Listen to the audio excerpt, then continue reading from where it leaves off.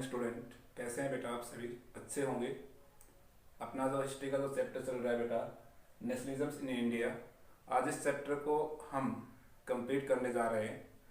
आशा करता हूं कि अब तक जो आपको पढ़ाया गया है वो आपको अच्छे से समझ में आया होगा और आपने अपने नोट्स भी बनाए होंगे और आप साथ साथ याद भी कर रहे होंगे, क्योंकि मैंने आपको बार बार बताया है कि ये चैप्टर आपका यूटी 3 में रहेगा बेटा। इसमें आपके बेटा जैसे हम बात करते हैं, आज आप अपनी बुक ओपन करते हैं तो उसमें लास्ट जो टॉपिक चल रहा है वो देखिए आज का रहेगा, वो the limits of the civil disobedience movements. वैसे बेटा इस क्वेश्चन को अगर हम एक में करें तो आप काफी उसमें बुक में देखते हैं कि काफी बड़ा लेंथी लग रहा है, लेकिन हम इसको एक में भी कर सकते हैं।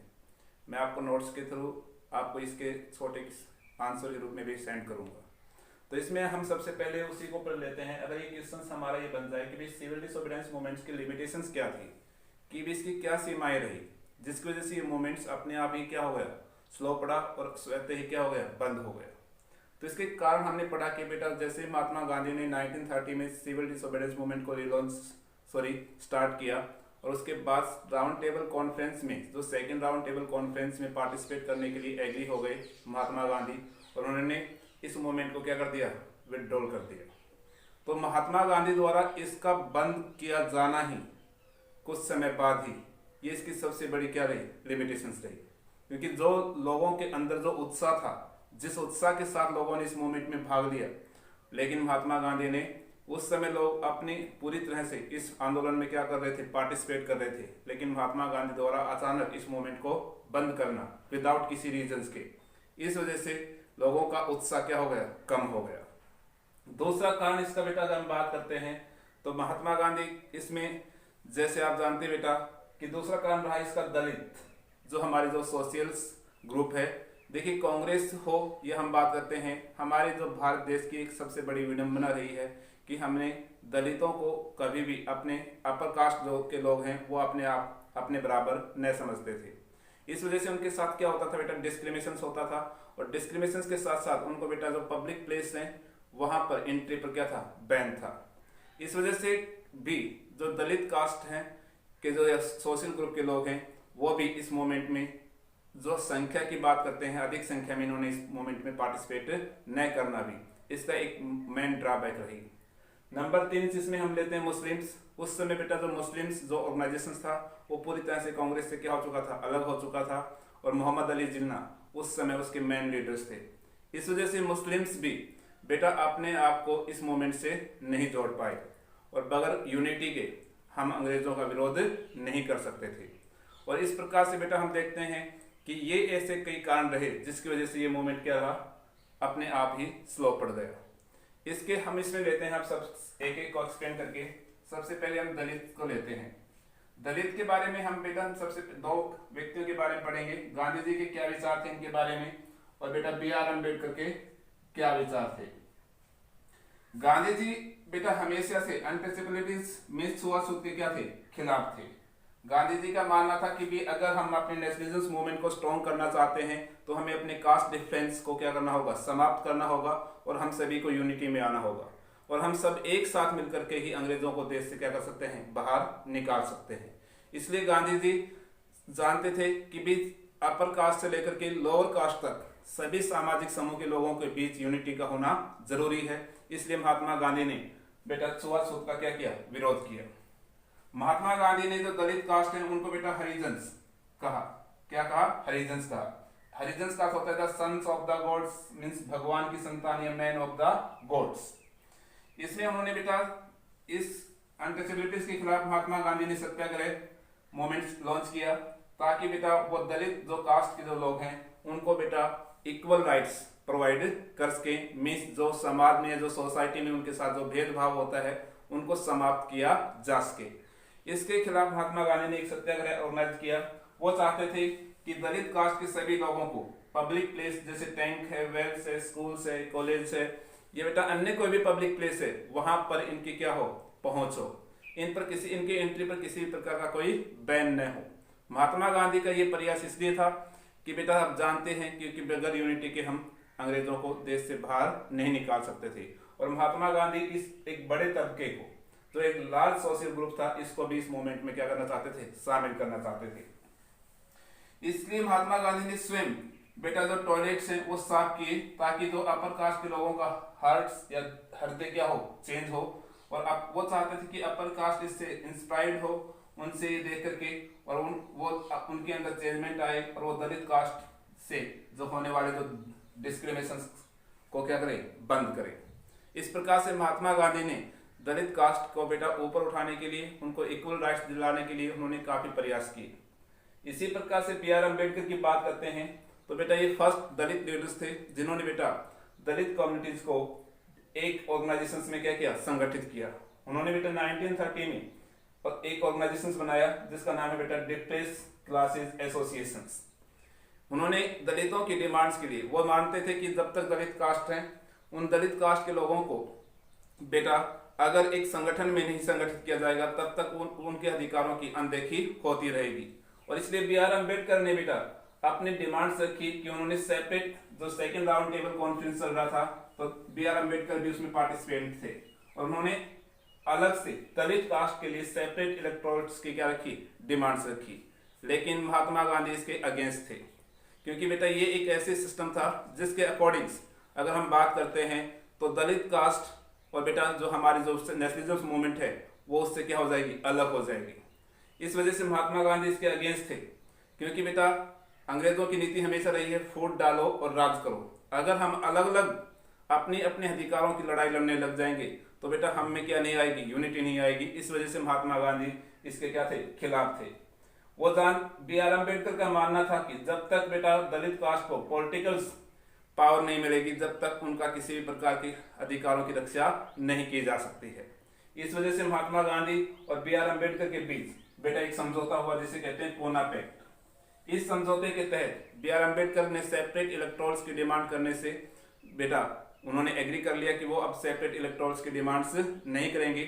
और महात्मा गांधी ने भी प्रॉमिस किया कि जो भी हमारे यहाँ काउंसिल्स, चाहे वो सेंट्रल गवर्नमेंट के हो, चाहे वो स्टेट या प्रोविंशियल इलेक्शंस हो, उनमें दलित कास्ट के लिए क्या रहेंगी, सीट रिजर्व रहेंगी। इस प्रकार से हमने आज़ादी के बाद भी हमारे जो कॉन्स्टिट्यूशंस में दलित कास्ट है, एससी कास्ट है, उसके लिए हमने क्या रखी बेटा, सीट रिजर्व रखी है। तो इस प्रकार से हम देखते हैं कि महात्मा गांधी और बेटा बी आर अम्बेडकर के दलित कास्ट के उत्थान के लिए किस प्रकार से प्रयास किए जा रहे थे। अब हम आते हैं बेटा मुस्लिम। तो मुस्लिम जो कम्युनिटीज की बात करते हैं तो बेटा ये वैसे ही 1928 के बाद मुस्लिम से वो धीरे धीरे कांग्रेस से अलग होते चले गए और इनके बीच काफी अंतर देखने को मिला। इसके साथ साथ हम बात करते हैं उस समय जो मुस्लिम लीग के जो मेन लीडर्स थे बेटा वो थे मोहम्मद अली जिन्ना।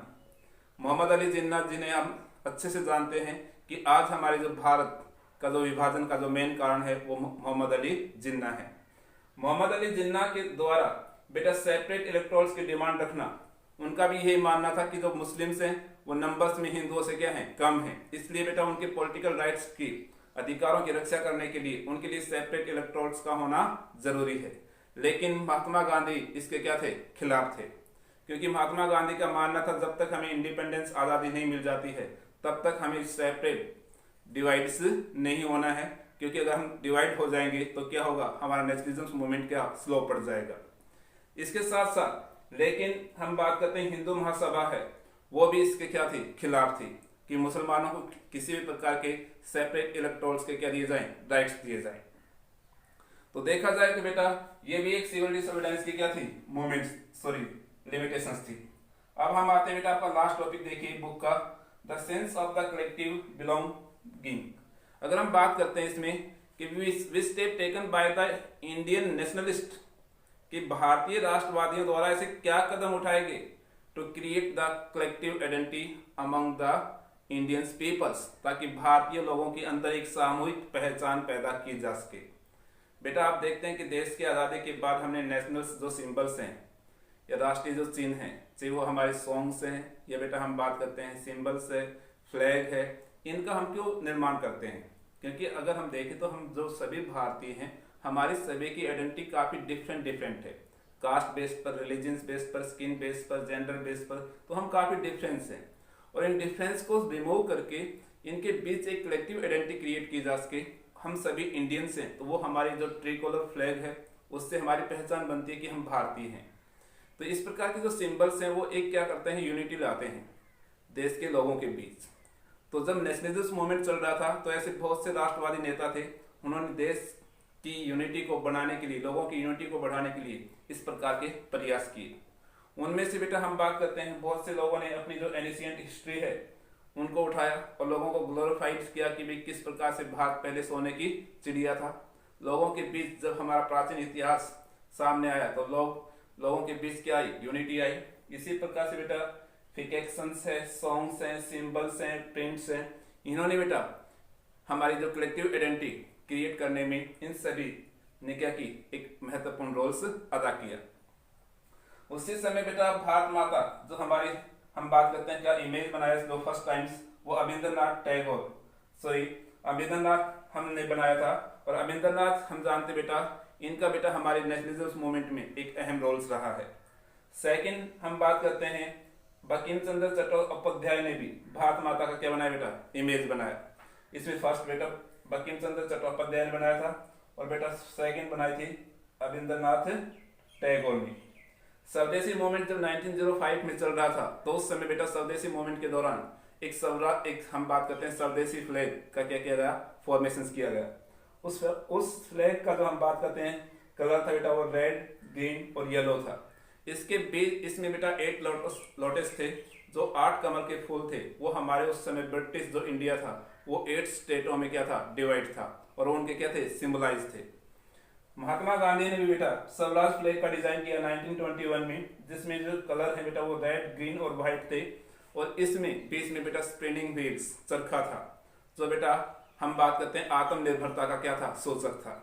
तो इस प्रकार की जो हम बात करते हैं फ्लैग का निर्माण करना या बेटा डिफरेंट सिंबल्स का निर्माण करना, ये क्यों किए जा रहे थे, ताकि इंडियन पीपल्स के बीच यूनिटी क्रिएट की जा सके और बेटा उनको ब्रिटिश गवर्नमेंट से सेपरेट किया जा सके। ये प्रयास रहे जिसकी वजह से बेटा स्वदेशी मूवमेंट्स क्या रहा, सक्सेस रहा। तो बेटा आज अपना ये चैप्टर कंप्लीट होता है। इस चैप्टर के आपने जो भी पढ़ा है अब तक उसमें हमने एक बार शॉर्ट रूप में रिवाइज करते हैं। इस चैप्टर में हमने बेटा स्टार्टिंग में पढ़ा कि किस प्रकार से जो एंटी कॉलोनियलिज्म मूवमेंट रहे उनके बारे में। फर्स्ट वर्ल्ड वॉर, सेकंड हमारा टॉपिक रहा कि फर्स्ट वर्ल्ड वॉर ने किस प्रकार से इंडियन नेशनलिज्म मूवमेंट ग्रोथ करने में हेल्प की। उसके बाद हमने महात्मा गांधी के सत्याग्रह आइडिया का मीनिंग क्या है उसके बारे में पढ़ा। फिर हमने महात्मा गांधी 1950 में जैसे इंडिया लौटे तो उन्होंने बेटा भारत में आने के बाद एक्टिव हम बात करते हैं पॉलिटिकल पार्टिसिपेशन से पहले 3 सक्सेस सत्याग्रह ऑर्गेनाइज किए। 1916 में बेटा कहाँ, चंपारण में, 1917 में खेड़ा में और 1918 में बेटा हम अहमदाबाद में। उसके बाद हमने पढ़ा बेटा इसमें कि रोल्ट एक्ट, जैसे फर्स्ट वर्ल्ड वॉर का एंड हुआ तो रोल्ट एक्ट जो इंपीरियल लेजिस्लेटिव काउंसिल द्वारा बनाया गया था वो एक ब्लैक कानून था। किस प्रकार से विदाउट रीजंस इंडियन पर्सन्स को अरेस्ट किया जाता था 2 इयर्स के लिए, इस वजह से भारतीय लोग इसके क्या थे, खिलाफ थे। फिर हमने इसमें पढ़ा कि महात्मा गांधी ने बेटा किस प्रकार से इसके खिलाफ कौन सा सत्याग्रह मूवमेंट्स चलाया, तो हमने पढ़ा non violence civil disobedience movements. फिर हमने इसी में पढ़ा कि किस प्रकार से बेटा जब ये सिविल डिसोबीडियंस मूवमेंट चल रहा था तो उस समय अमृतसर में जो हम बात करते हैं जलियांवाला बाग की जो 13 अप्रैल 1990 को जो घटना घटी। उसके बाद हमने खिलाफत मूवमेंट्स के बारे में पढ़ा। फिर बेटा वही नॉन कॉर्पोरेशंस, महात्मा गांधी ने नॉन कॉर्पोरेशंस मूवमेंट को ही क्यों चुना। फिर उसके बाद हमने पढ़ा कि महात्मा गांधी ने लोगों को नॉन कॉर्पोरेशंस मूवमेंट में पार्टिसिपेट करने के लिए क्या सजेशन दिए। फिर हमने इसमें पढ़ा कि किस प्रकार से डिफरेंट सोशल ग्रुप ने इस मूवमेंट में पार्टिसिपेट किया। फिर बेटा हमने नॉन कॉर्पोरेशंस मूवमेंट को विड्रॉल करने के रीजंस मीन्स कौन सा, चोरी के इंसिडेंट। फिर बेटा हमने यहाँ पर साइमन कमीशंस, फिर बेटा साल्ट मार्च और सिविल डिसोबीडियंस मूवमेंट्स के बारे में पढ़ा। तो बेटा आप इस चैप्टर को अच्छे से नोट्स बना करके तैयारी करेंगे। मैं आशा करता हूँ कि टेस्ट में फिर से आपसे कहना चाहूँगा कि मुझे इस टेस्ट में आपके एक भी नंबर कम नहीं चाहिए। धन्यवाद।